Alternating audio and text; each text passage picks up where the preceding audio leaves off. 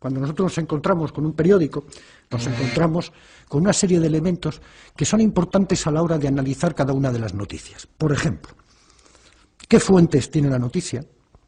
¿Qué titulares tiene? ¿Qué noticia y qué información se da? ¿Es de enviados especiales o es de agencia? ¿Qué editoriales hay en los periódicos? ¿Qué artículos de opinión?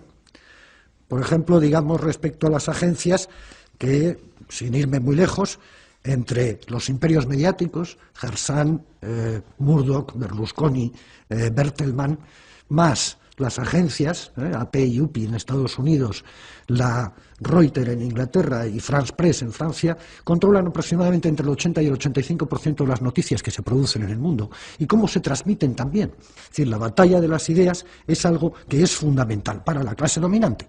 El poder, la propiedad de los medios de comunicación, tanto sean televisión como prensa, es fundamental. ¿Por qué? Porque a través de ellos se traduce la ideología, las ideas de la gente. Piensen ustedes siempre que lo que no se publica o no se mete no existe. Por lo tanto, si yo controlo los medios de comunicación y no te doy la voz a ti, evidentemente tú no sabe nadie que existes, y como nadie sabe que existes, tus ideas no llegan, y como tus ideas no llegan, tú no estás. Hay otra cosa que me interesa mucho también, el doble lenguaje, que se está empezando a utilizar y que se lleva utilizando ya durante mucho tiempo. ¿Cómo cambiamos el lenguaje? Fuerzas de paz, aliados, fuerzas de paz, aliados, operación quirúrgica, daños colaterales.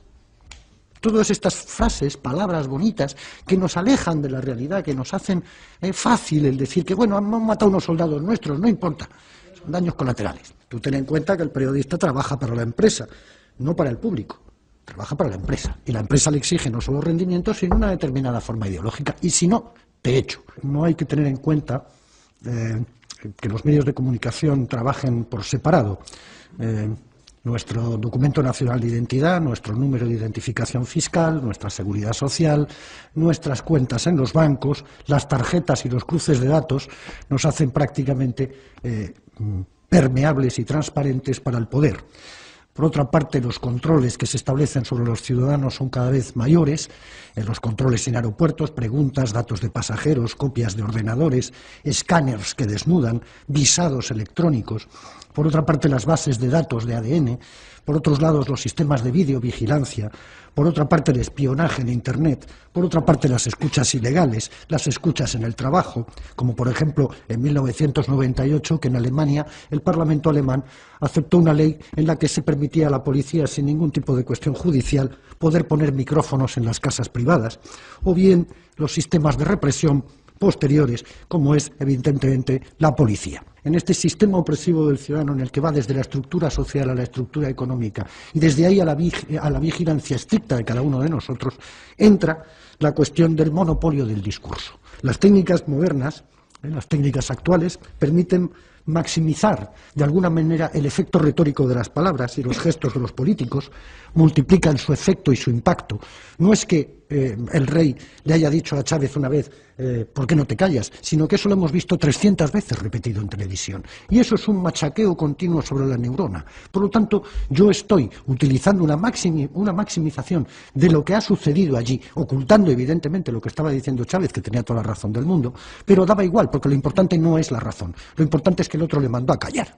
Entonces, esto era lo importante y había que reproducirlo 300 veces. Los media convierten de esta manera la política en una representación teatral, donde incluso en nuestro país, por ejemplo, se ve a la televisión española llevando a políticos para que hablen allí, ¿no?, y que nos cuenten allí sus rollos. Y claro que los cuentan, pero claro, evidentemente tampoco pueden desentrañarse a sí mismos como lo que son, seres políticos, y por lo tanto quieren caer bien. Y como quieren caer bien, tienen que manipular de alguna forma la escena teatral que se les presenta. Piensen ustedes que una de las bases centrales del sistema de funcionamiento comunicativo son los comunicadores, es decir, lo que se llaman en Estados Unidos los newsmakers, los que hacen las noticias.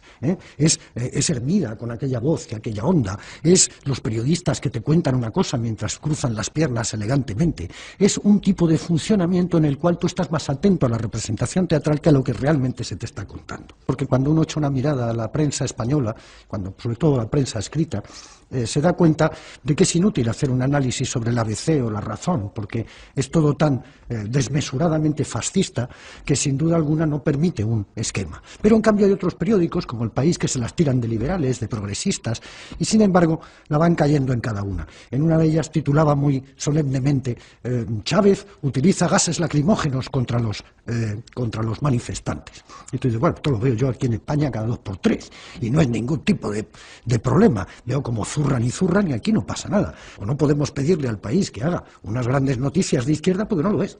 Y por lo tanto, como no lo es, pues es tonto que nos empeñemos en decirles a los del País, oiga, que ustedes son de izquierdas, que ustedes son progresistas, porque nos dirán, perdona, nosotros somos una empresa que queremos hacer dinero y como tal empresa que queremos hacer dinero inserta dentro de un sistema capitalista en el cual es fundamental el control de la información, nosotros promovemos ese control de la información, ese dinero nos llega y ganamos un dinero y ya está. La batalla por la información se gana siempre al principio. Chávez es un terrorista. Y luego tienes que ser tú quien tenga que venir y decir, no, Chávez no es un terrorista, porque ya hemos dicho que Chávez es un terrorista, y a partir de ahí ya está. Lo importante es hacer pensar que Chávez es un dictador, es un autoritario, es un caudillo.